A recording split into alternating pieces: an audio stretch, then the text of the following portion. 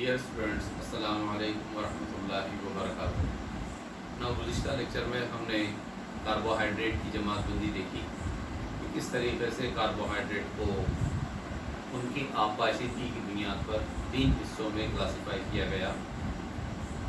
They are monosaccharide, oligosaccharide and polysaccharide, जिसमें हमने monosaccharides की तफसील से मज़ीद जो उनको हिस्सों में तकसीम किया गया है, दर्जेबंद किया गया है मोनोसेकेराइड को, उसके बारे में हमने बात की।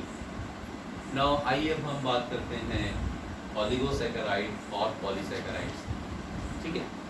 नो ये जो क्लासिफिकेशन है, जैसे फिर एक बार और आपको बात बताई जाए कि आपाशिदगी की बुनियाद पर है। This classification is not on the basis of only taste, is not on the basis of their reducing properties, is on the basis of what, on the basis of hydrolysis की उनकी आपाशिदगी की जा सकती है या नहीं की जा सकती है, और अगर की जा सकती है तो उसके नतीजे में मोनोसेकेराइड की कितनी इकाइयाँ हासिल होती हैं।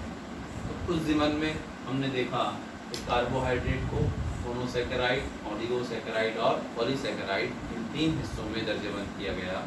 फिर मोनोसेकेराइड को उनमें पाए जाने वाले फंक्शनल ग्रुप की बुनियाद पर एल्डोजेज और कीटोजेज में बाइफरकेट किया गया, और एल्डोजेज को और कीटोजेज को फिर हमने देखा कि किस तरीके से एल्डोट्रायोज, एल्डोटेट्रोज, एल्डोपेंटोज और एल्डोहेक्सोज वगैरह में जो है वो क्लासिफाई किया गया, और उनकी मुख्तलिफ एग्जाम्पल्स हमने देखी। आइए अब हम बात करें ऑलिगोसेकेराइड्स की। नो, ऑलिगोसेकेराइड्स ऐसे कार्बोहाइड्रेट हैं कि जिनकी अगर हम आपाशिदगी करें तो आपाशिदगी के नतीजे में हमको 2 से 10 तक मुख्तलिफ इकाइयाँ उनकी हासिल होती हैं। आया वो एक जैसी हो या अलग अलग, कितनी इकाइयाँ हमको हासिल होगी? 2 से 10। अगर हमको इकाइयाँ हासिल हो रही हैं मोनोसेकेराइड की किसी कार्बोहाइड्रेट की आपाशिदगी के नतीजे में, तब वो कार्बोहाइड्रेट ऑलिगोसेकेराइड कहलाता है। ना यहाँ पर उनको 3 हिस्सों में मज़ीद दर्जबंद किया गया है। ठीक है, 3 हिस्सों तक बताया गया है। दे आर डाइसेकेराइड, ट्राइसेकेराइड और टेट्रासेकेराइड। ठीक है। जनरली सेकेराइड जो टर्म आई है वो सैकरॉन से, ये कल आपको बात बताई गई है कि ग्रीक ज़बान में जो शुगर्स होती हैं उनको सैकरॉन कहा जाता है, और उसी मुनासिबत से सेकेराइड का जो है वो लफ्ज़ का इस्तेमाल किया गया। तो डाइसेकेराइड, ट्राइसेकेराइड और टेट्रासेकेराइड इन 3 हिस्सों में दर्जबंद किया गया इसको, ऑलिगोसेकेराइड्स को। नाउ डाइसेकेराइड्स ऐसे ऑलिगोसेकेराइड्स हैं कि जिनकी अगर हम आपाशिदगी करें तो आपाशिदगी के नतीजे में मोनोसेकेराइड की 2 इकाइयाँ बनाते हैं। यानी अगर हम इनकी आपाशिदगी करेंगे डाइसेकेराइड की, तो on hydrolysis they will form what, 2 units of monosaccharide. Monosaccharide की 2 इकाइयाँ अगर हमको मिल रही हैं आपाशिदगी के नतीजे में, तब ऐसे ऑलिगोसेकेराइड डाइसेकेराइड कहलाते हैं, है ना। रोज़मर्रा की ज़िंदगी में हम जो इस्तेमाल करते हैं रोज़ाना, जो शक्कर हम इस्तेमाल करते हैं, गन्ने की शक्कर, सुक्रोज, ठीक है, केन शुगर जिसको हम बोलते हैं, गन्ने की शक्कर, है ना। It is the example of what, disaccharide. ठीक है। Now sucrose, another example is maltose, lactose, all these are what, they are the examples of what, disaccharide। लेकिन इसमें एक फ़र्क है। सुक्रोज ऐसा डाइसेकेराइड है कि जिसकी अगर हम आपाशिदगी करेंगे तो हमको मोनोसेकेराइड की 2 इकाइयाँ तो मिलेंगी, लेकिन वो 2 इकाइयाँ होंगी ग्लूकोज प्लस फ्रुक्टोज। और पिछले लेक्चर में हमने बात की glucose and fructose, they are functional isomer. Glucose is the example of aldohexose and the fructose is the example of ketohexose। यानी 6 कार्बनी इकाई तो है वो, लेकिन उसमें कीटोनिक फंक्शनल ग्रुप जो है वो पाया जाता है। तो सुक्रोज कौन सा डाइसेकेराइड है? ऐसा डाइसेकेराइड है कि जिसकी आपाशिदगी करेंगे हम तो 1 इकाई मोनोसेकेराइड की हमको ग्लूकोज की शक्ल में हासिल होगी, और दूसरा जो इकाई हमको मोनोसेकेराइड की मिलेगी वो फ्रुक्टोज की शक्ल में होगी। नाउ माल्टोज ऐसा डाइसेकेराइड है, डाइसेकेराइड बोल दिया मतलब बात खत्म हो गई वहाँ पर के मोनोसेकेराइड की 2 इकाइयाँ हासिल होगी, लेकिन वो दोनों इकाइयाँ जो हासिल होंगी यहाँ पर वो ग्लूकोज की हासिल होती हैं, that is glucose plus fructose की जगह यहाँ पर और क्या लिखेंगे हम, glucose means we will get 2 unit of what, glucose on hydrolysis of maltose. ठीक है, इसी तरीके से अगर मैं लैक्टोज शुगर की बात करूँ, दूध में पाई जाती है, तो यहाँ पर फिर एक यूनिट जो है वो ग्लूकोज की पाई जाएगी और दूसरी यूनिट जो पाई जाएगी मोनोसैकेराइड की, वो गैलेक्टोज की शक्ल में होगी। ठीक है, तो ग्लूकोज प्लस गैलेक्टोज। ठीक है, फ्रुक्टोज नहीं मिलेगा वहाँ पर, क्या मिलेगा, ग्लूकोज एंड गैलेक्टोज। ठीक है, तो ये दो इकाइयाँ हमको मिलेंगी आपाशिकी के नतीजे में, इसकी, लैक्टोज की। तो लैक्टोज हो या माल्टोज हो या सुक्रोज हो, they are the example of what, disaccharide, यानी ऐसे ओलिगोसैकेराइड जिनकी आपाशिकी करने पर हमको मोनोसैकेराइड की दो इकाइयाँ हासिल होती हैं, दो इकाइयाँ हासिल होती हैं।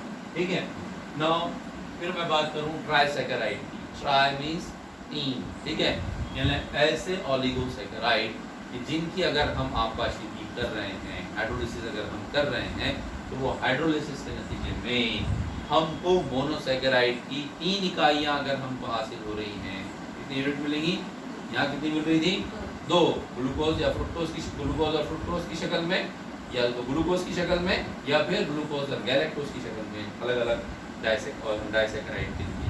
लेकिन यहाँ जब हम बात करेंगे तो हमको मोनोसैकेराइड की तीन इकाइयाँ जो है वो हासिल होती हैं।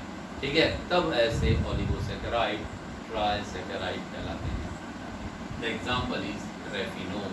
ठीक है, जिस तरह सुक्रोज का सालमी ज़ाब्ता C12H22O11 है डाइसैकेराइड का, उसी तरह रेफिनोज का जो सालमी ज़ाब्ता है वो है C18H32O16।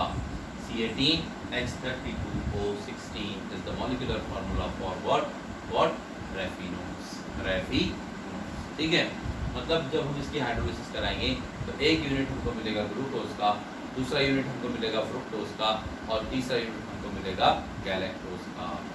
ठीक है, what we will get, we will get glucose, fructose and galactose, तीनों तरह की शक्ल हमको यहाँ पर हासिल होगी, तीनों तरह के मोनोसैकेराइड हमको यहाँ पर हासिल होगी। ठीक है, ना अगर हम बात करें टेट्रासैकेराइड की, तो टेट्रासैकेराइड ऐसे ओलिगोसैकेराइड हैं जिनकी आपाशिकी करने पर हमें मोनोसैकेराइड की 4 इकाइयाँ हासिल होती हैं। कितनी इकाइयाँ हासिल होगी, 4 इकाइयाँ हमको अगर मोनोसैकेराइड की हासिल हो रही हैं, तब ऐसे ओलिगोसैकेराइड टेट्रासैकेराइड कहलाते हैं। And the example is stachyose, STACHYOSE, stachyose, and the formula is C24H42O21। ठीक है, C24H42O21। ठीक है, this is the molecular formula for what, stachyose. तो फिर अगर हम इसकी हाइड्रोलिसिस कराएंगे तो हमको एक यूनिट ग्लूकोज का मिलेगा, दूसरा यूनिट हमको मिलेगा फ्रुक्टोज का और 2 यूनिट हमको हासिल होती है गैलेक्टोज की। इस तरह हमें मोनोसैकेराइड की 4 इकाइयाँ हासिल होती हैं। ठीक है, नाउ आइए अब हम बात करें पॉलीसैकेराइड की। नाउ पॉलीसैकेराइड, जैसा कि कल आपको बात बताई गई, polysaccharide they are also called as the non sugar. ठीक है, गैर शक्कर भी उनको कहा जाता है, वाई, क्योंकि उनकी जो नोयत होती है वो गैर कलमी हालत में, दैट इज एमॉर्फस जो है वो हालत में वो पाए जाते हैं। That they are tasteless, they are tasteless होते हैं, पानी में नाहल पजीर होते हैं। And the example is starch. ठीक है, यानी ऐसे कार्बोहाइड्रेट जिनकी आपाशिकी करने पर हमें मोनोसैकेराइड्स की कई इकाइयाँ, बेशुमार इकाइयाँ, सैकड़ों इकाइयाँ हमको हासिल होती हैं। ऐसे जो कार्बोहाइड्रेट हैं they are called as polysaccharide. Poly means कसीर। ठीक है, पॉलीसैकेराइड कहलाते हैं। The example is starch, formula is C6H10O5/X। दरअसल ये पॉलीमर होते हैं, यानी इनमें मोनोसैकेराइड्स की कई इकाइयाँ एक दूसरे के साथ ग्लाइकोसाइडिक लिंकेज के जरिए जुड़ी हुई होती हैं। ठीक है, तो starch is an example of polysaccharide. इसी तरीके से ग्लाइकोजन है, ठीक है, इसी तरीके से सेल्यूलोज है ना, जो तना होता है पेड़ का, या पौधे का जो तना होता है, जो उसको सहारा फराहम करता है, जो लकड़ी होती है, वो सेल्यूलोज की बनी होती है। ठीक है, इसी तरह ये ध्यान में रखिए आप।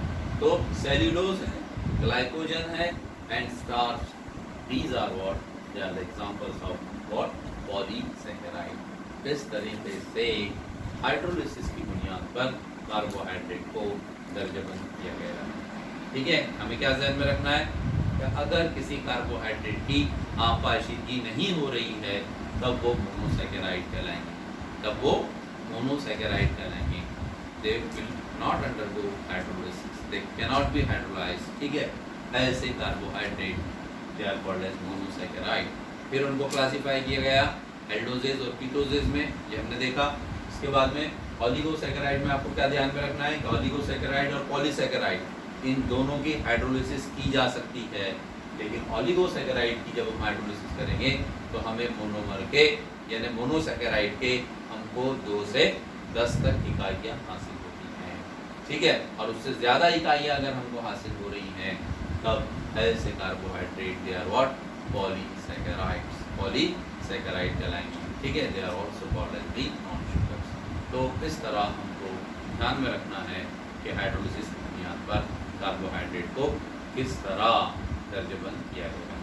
ठीक है, यहाँ हम रुकेंगे और इंशाअल्लाह कार्बोहाइड्रेट ग्लूकोज की तैयारी के तरीके हम अगले वीडियो में पढ़ेंगे। तब तक अस्सलाम वालेकुम।